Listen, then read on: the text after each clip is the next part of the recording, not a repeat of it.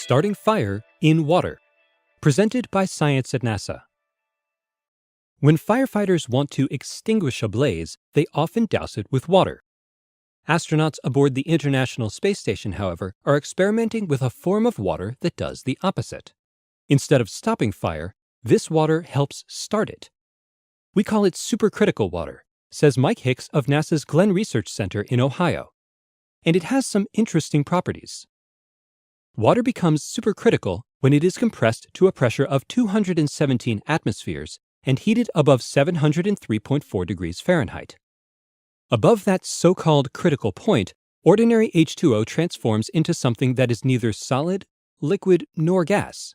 It's more of a liquid-like gas. When supercritical water is mixed with organic material, a chemical reaction takes place. Oxidation, says Hicks.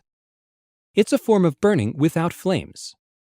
This really comes in handy when you want to get rid of certain unpleasant materials, like sewage.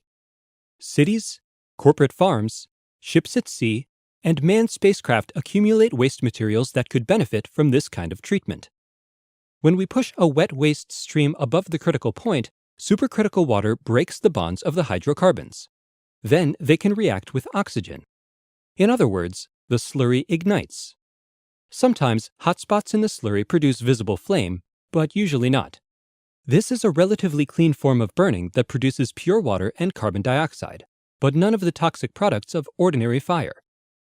What does all of this have to do with the space station?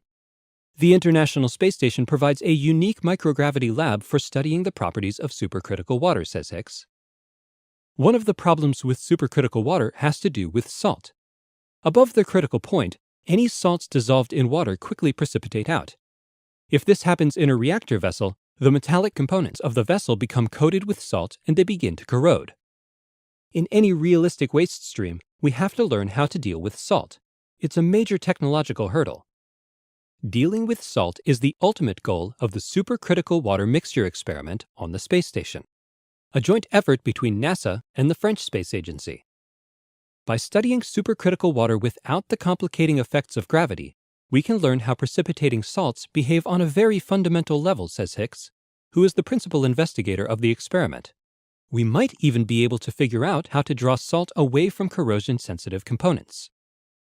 The experiment, which uses French-built hardware located in the station's Japanese experiment module, began during the first week of July 2013. It will continue for a full year in a series of 6 test runs, each lasting approximately 15 days. The results could have down-to-earth applications. The U.S. Navy has already started using supercritical water technologies to purify waste streams on board some of their ships, while the city of Orlando has started a supercritical treatment plant for processing municipal sludge. Says Hicks, we're just getting started. For updates about this and other research on the International Space Station, stay tuned to science.nasa.gov.